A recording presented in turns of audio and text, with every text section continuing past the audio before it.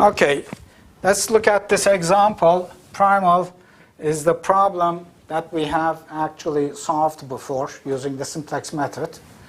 And the dual of it is the first column here, 1 minus 1 becomes the first row in the dual, so on and so forth. The second column becomes the second constraint of the dual. And W1 is associated with this, W2 is associated with the second constraint, X1, X2, they are associated with the first and second dual constraints, respectively. Okay, so in this case, for the weak duality theorem, I need a pair of feasible solutions. For example, I don't know which solution I picked. I have picked x equals 0 and 4. This is supposed to be a feasible solution to the primal. And for w, I picked 3, 0. This should be feasible for the dual. Let's just check. 0, 4, yes, the first constraint is satisfied. The second constraint, 2 times 4 is 8. Yeah, it is feasible. For the dual, 3 greater than 1 and 3 greater than or equal to 3. And everything is non-negative. So this is feasible pair of solutions. They're both feasible. And if you look at Cx, how much is it? 0 plus 3 times, so that's 12 for the primal problem. And for the dual problem, WB, the objective value induced by 3, 0 is 6 times 3 is 18. And what am I supposed to have? I'm supposed to have the maximization value bounded above by the minimization value, right? This is what we're supposed to have.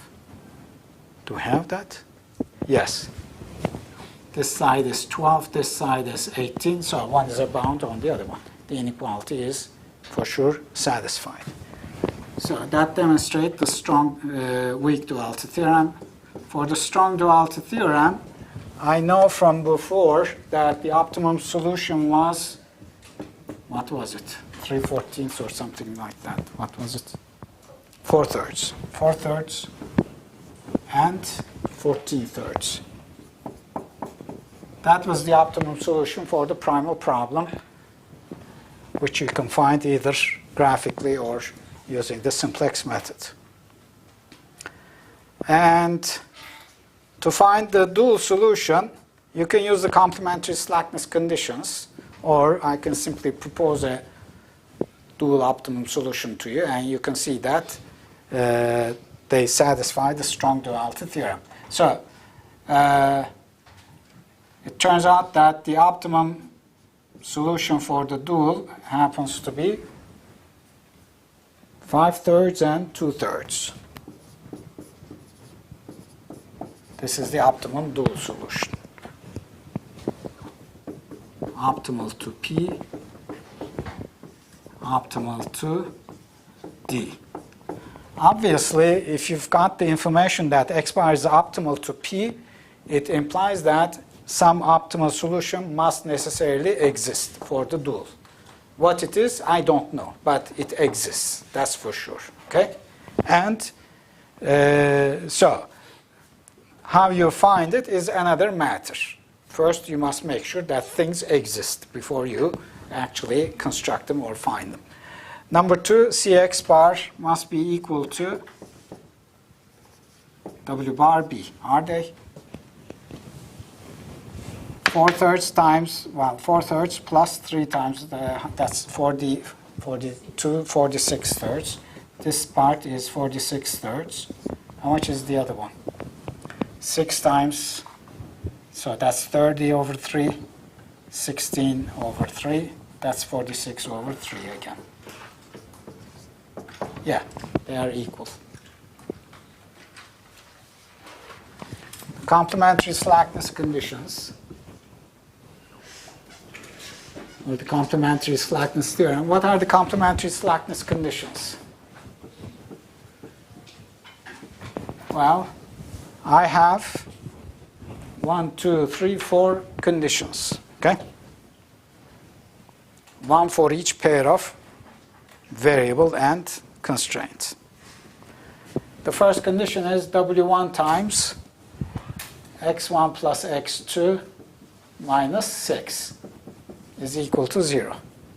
Then W2 minus x1 plus 2x2 minus 8, that's supposed to be equal to 0. The next condition is x1, W1 minus W2 minus 1 equals 0. x2 times W1 plus 2W2 minus 3 is equal to 0.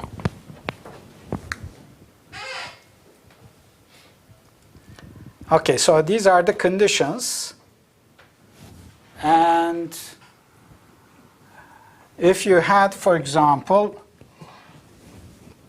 the point 4/3, so this is how you apply application of the conditions. If x bar is proposed to be, say, 4/3, 14/3, then from here I can simply apply the complementary slackness conditions to find actually the optimal dual solution, because it will produce sufficient information in this case. So W1 times, well, first of all, 4/3 plus 14/3, that's 18/3 minus 6. So the first one gives you nothing about W. The second one, W2, how much is this? Minus 4/3 plus 28/3. Is that 0? Minus 8 is 0. Yeah, that's 0 also. So nothing again. X1 is 4/3. So the quantity in parentheses must hold as equality if you require 0 here, which means you have an equation here. W1 minus W2 must hold, that particular constraint must hold as an equation or as active. Similarly, X2 is 14/3, which means W1 plus 2W2 minus 3 must hold as equation.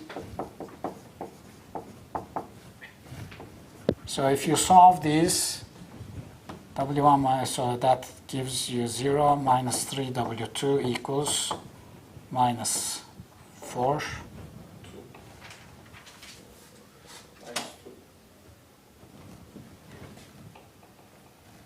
What is wrong here?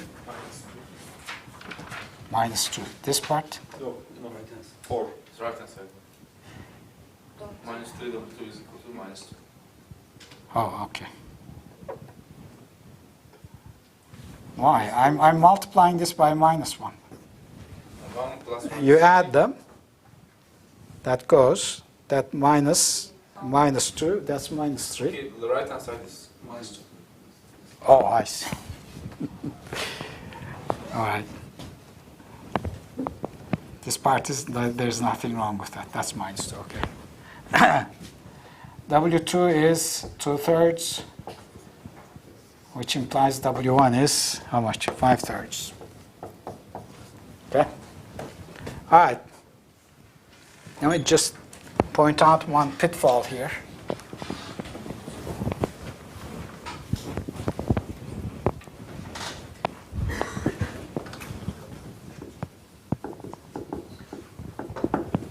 So, take this time x to be, for example, 0, 4. This is your x bar. If you use the complementary slackness conditions, W1, x1 plus x2 minus 6, how much is this? That's going to be W1 times 0 plus 4, so that's going to be minus 2, right? Which implies W1 is equal to 0. So I already concluded that W1 is equal to 0. W2 times minus x1 plus 2x2 minus 8. That's going to be 0. So that's simply W2 times 0. So there's no information here, no info. And x1 is 0, so 0 times whatever you have equals 0. It doesn't produce any information. But x2 is 4. 4 times the second constraint, W1 plus 2W2 equals 0, gives you W1 plus 2W2 equals 3.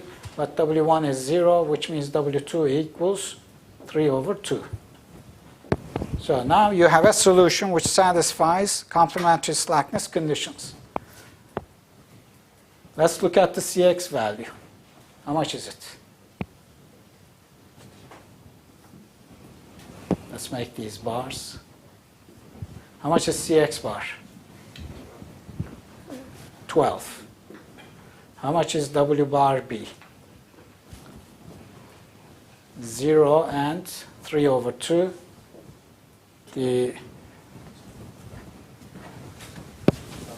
Where is it? 6 times 8, okay. 6 times 0 plus 8 times, right? 8 times 3 over 2. How much is that? 12. So the objective values are also equal. So why this is something that needs to be cautious about? The objective values are equal. The complementary slackness conditions are satisfied. So everything seems to fit. These are supposed to be optimal solutions, one is tempted to conclude. But that's incorrect. What is wrong here? Infeasible. W is not feasible. See, I told you. You have to be particularly careful about feasibility. Otherwise, you will get the incorrect conclusion. I know that I tell this maybe sometimes 3 or 4 times. Still, there's someone who gets the wrong conclusion. I don't know. That's maybe in the exam, sometimes you are so, concentrated on what you're trying to do, you forget all this. See? Don't.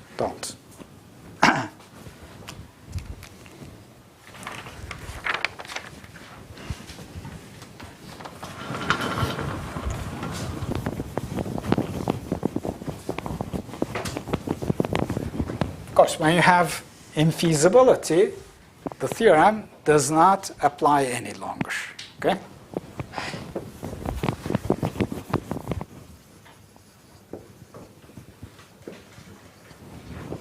There's also the thing called homogeneous dual. Let's take a minimization type primal problem, say in canonical form.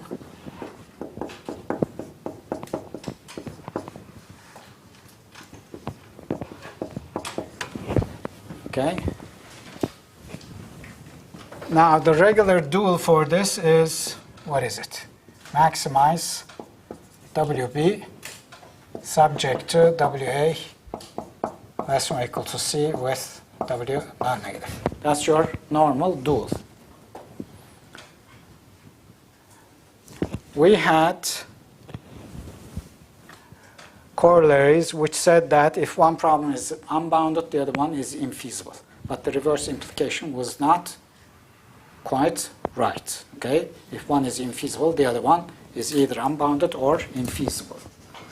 Now, to avoid that complication, well, it's not a complication, but rather than having either or type of statement, we want to have if and only if type of statement. For that reason, the so-called homogeneous dual works quite fine. So let me write down the homogeneous dual here. The homogeneous dual is essentially the same as the dual, except that the right side here is replaced by the 0 vector. Okay? So this is the homogeneous dual.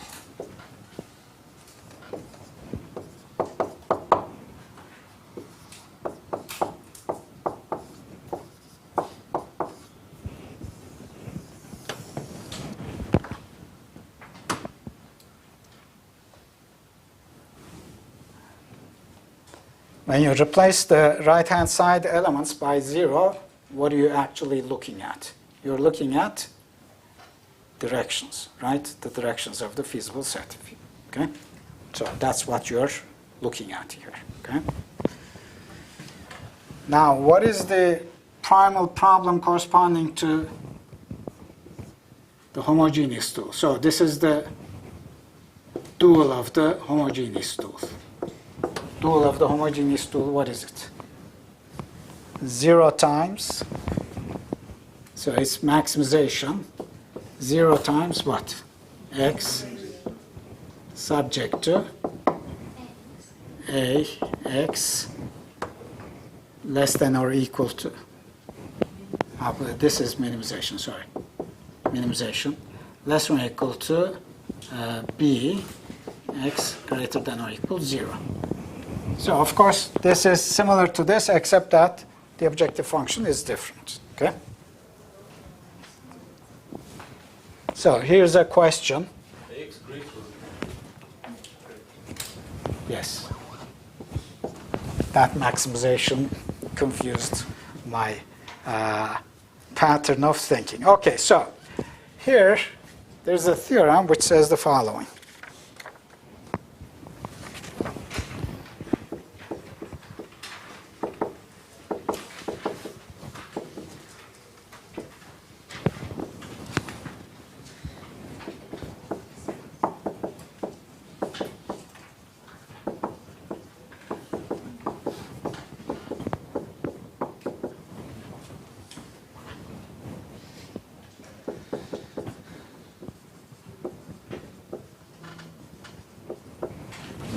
P is infeasible if and only if the homogeneous dual corresponding to it is unbounded.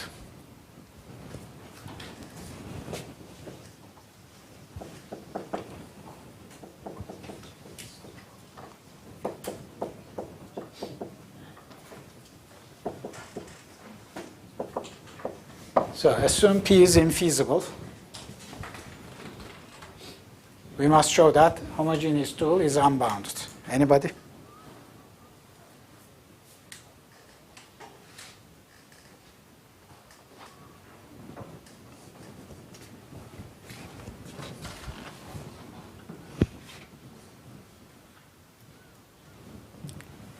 Can you show that the homogeneous dual is unbounded? Well, let's begin with this. If P is infeasible, then what do we know about the regular dual? Regular dual is either infeasible or unbounded.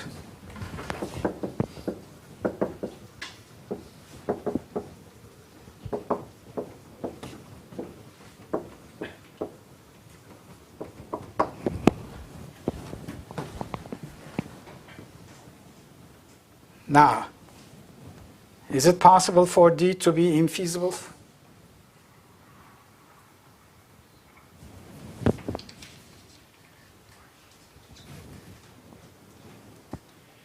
Or how do I go from there to here? That's the question.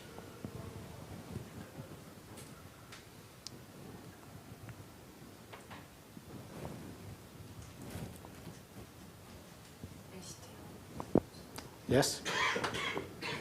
Homogeneous dual unbounded o zaman primal homogeneous primal infeasible olacak.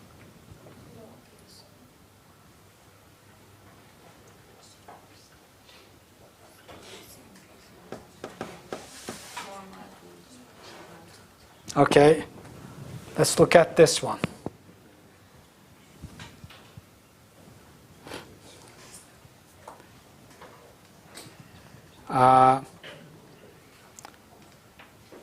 Well, I don't know.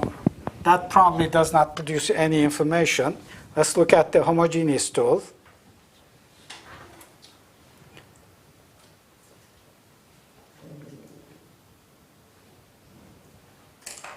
If the homogeneous dual, how do we put this? Let me just say.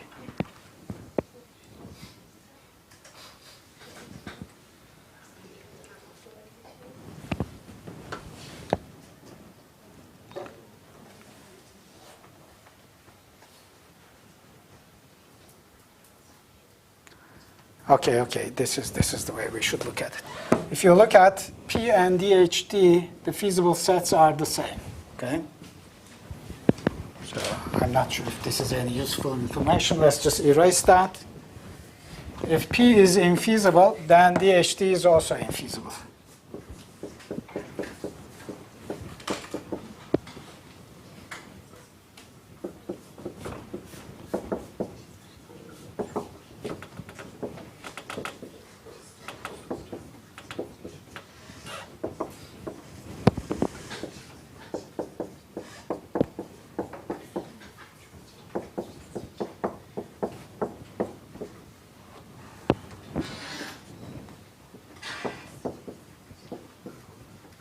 Because their feasible sets are the same, the constraints are the same.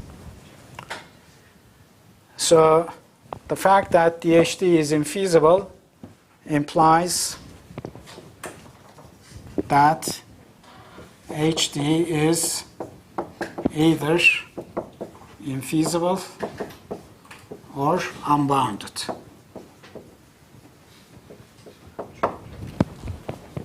Okay?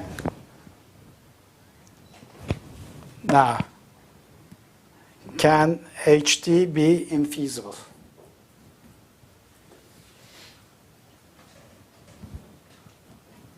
Yes or no? It can't be.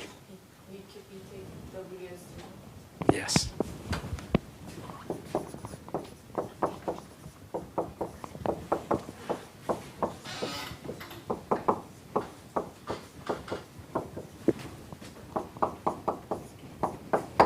W equals 0 is a feasible solution to HT, hence HT must be unbounded. That's the only possibility left. Okay, so that's the first part of the proof. The second part, assume HT is unbounded.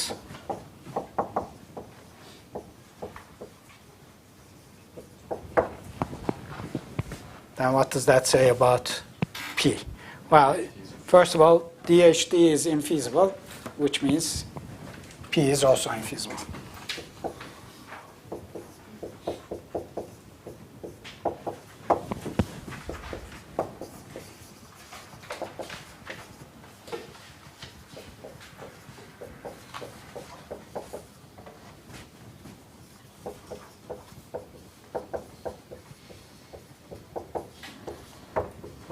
Because DHT and P have the same feasible sets. If one is infeasible, the other one is also infeasible. Okay, so that's what your homogeneous dual does.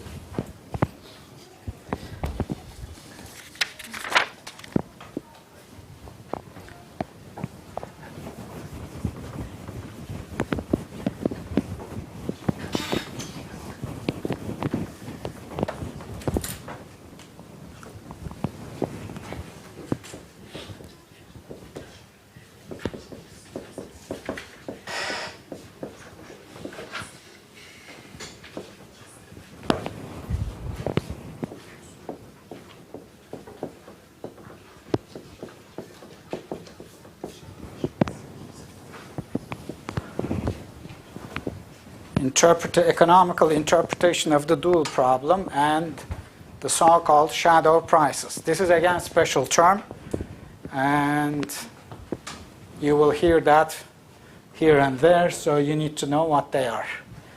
So I'm going to consider a problem of this sort.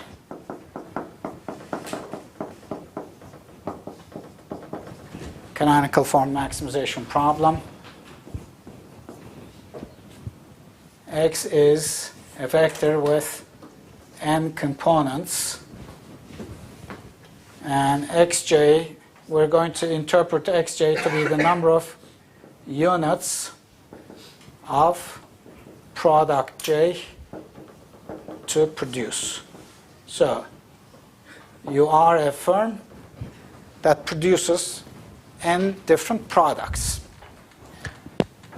Cj is the profit level per unit of product J.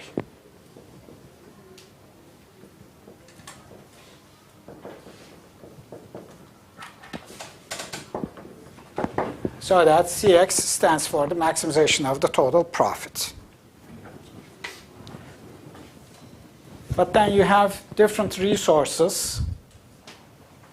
So we have constraints. And each constraint stands for a resource.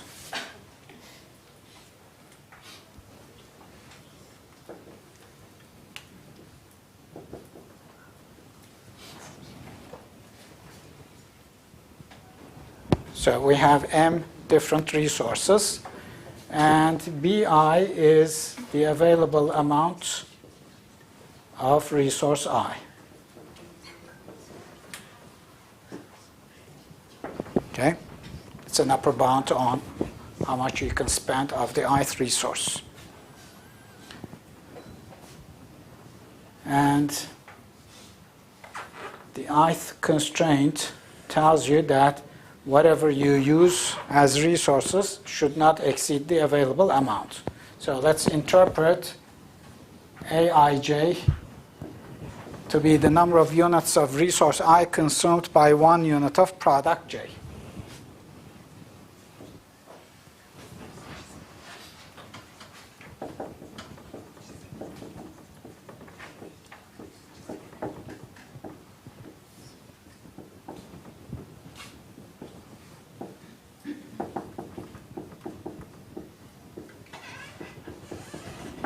Okay. So if you look at the ith constraint, it simply tells you AI1, X1, up to AIN, XN, less than or equal to BI.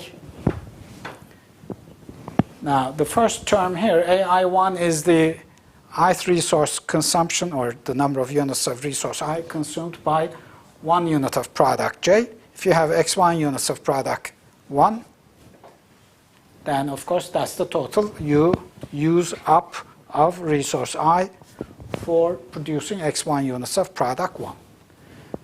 So on and so forth. The last one is the consumption of resource I due to producing Xn units of product N. So left side is the total amount of resource I used by the production amounts X1 through Xn. Okay? So what is the jth column, by the way? A1, J, AM, J.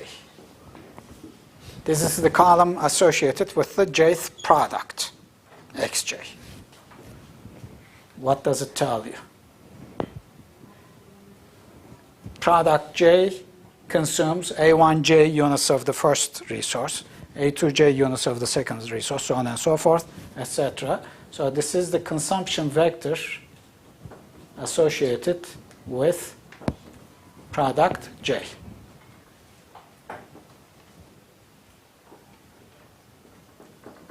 Okay?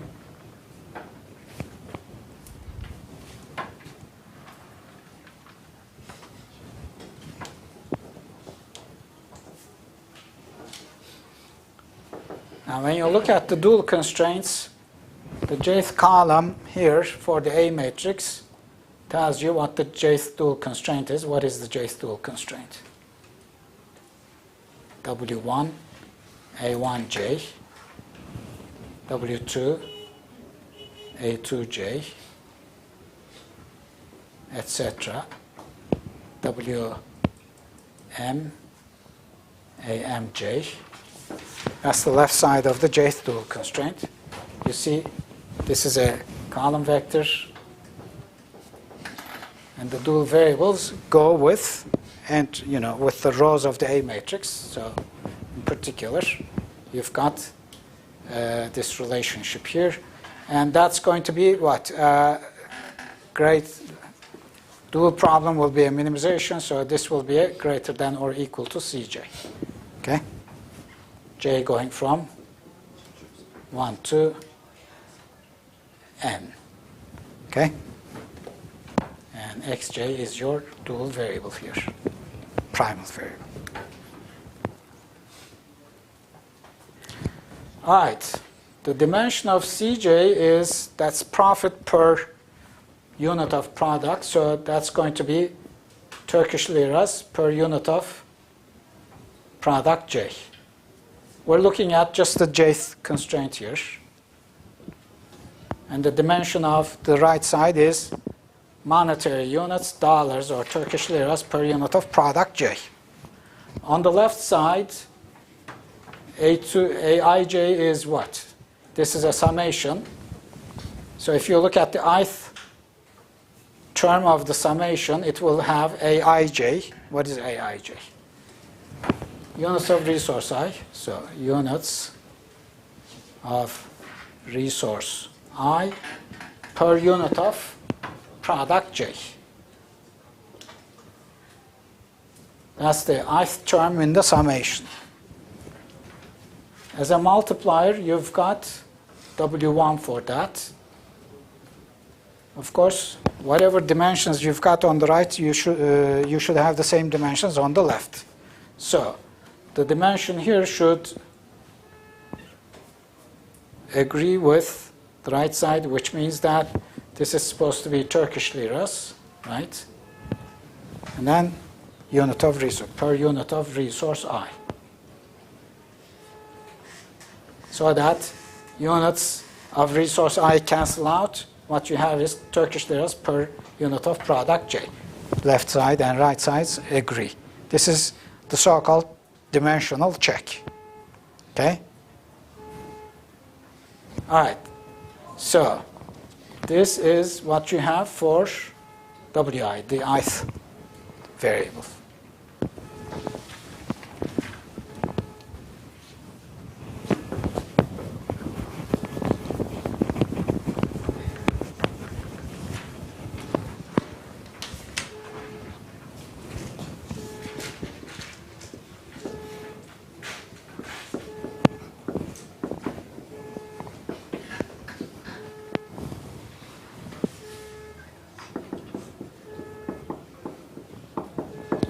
So Wi simply stands for a monetary amount or monetary value assigned to the ith resource.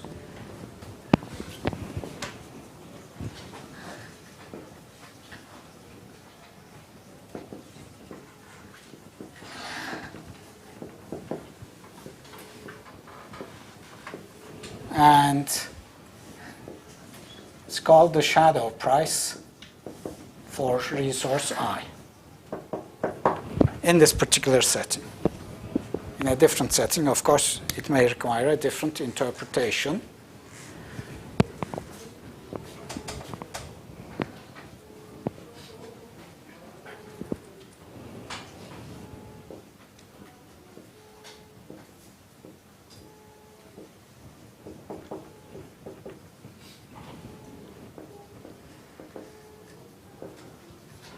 So let's assume now that we have an optimal basic feasible solution defined by a basis B. In this case, of course, X optimal is defined by B inverse B and 0, like that. The optimal objective value Z bar is going to be CB B inverse B. That's how much you have. But then if you define this, so let's define W bar to be CB B inverse. That's what I did in the proof of the strong duality theorem. Okay? So if you define W bar in this way, this part will be W, so that's going to be W bar B. And if you write this as a summation, it's simply Wi bar Bi. I going from, say, 1 to m. So you expressed Z bar as a summation of this kind. Now, if you ask yourself, what if I change the availability of resource I by 1 unit? Make it go up, for example. Then it tells you that your objective function, let me make this z rather than z bar. Your objective function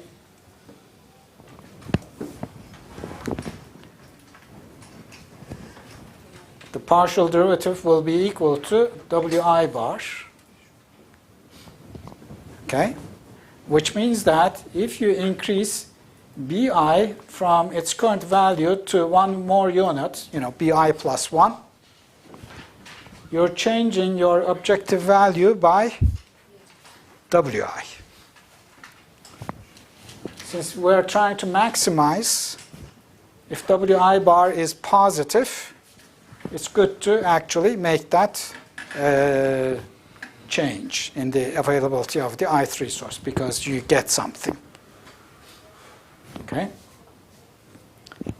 If this is 0, you get nothing by increasing your ith resource. If it is negative, you increase the resource, but you go down. Well, I suggest that you don't do that, okay, if you're maximizing. All right, so at least this tells you what the situation is. All right, let's just continue a little bit further.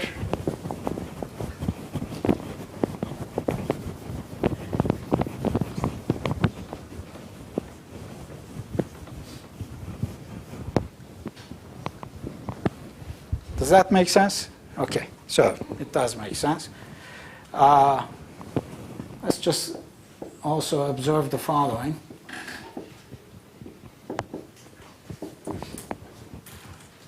If I define W by CBB inverse, this is equivalent to W bar times B is equal to CB. You're post-multiplying both sides by B, okay? All right, so that set of equations is the same as this set of equations.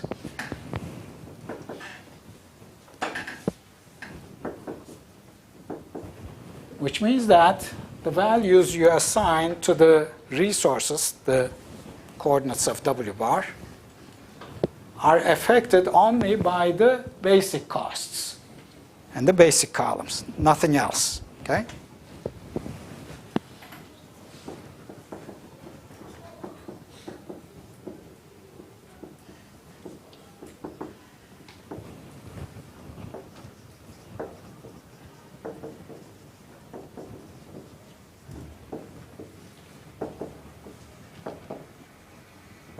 So, the shadow prices are defined only by basic costs and by the basic consumption vectors, the ones that go into the basis matrix. And so the non-basic ones have nothing to do with the situation, okay?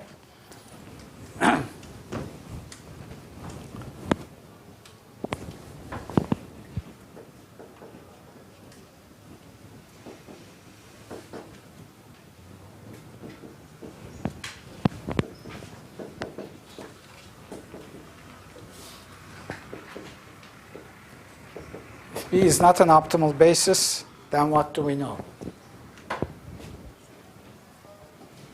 Then Rj for some j is negative. Reduced cost will be negative. Right? Barring degeneracy. Okay?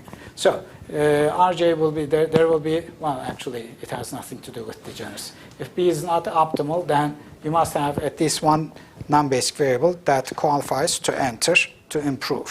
Whether or not you can actually enter it is a different matter, but it qualifies to be entered. Okay? All right. What is Rj? W or CBB inverse AJ minus CJ. Okay? And if you take this as your W for that particular basis, This simply says that W times AJ is less than CJ.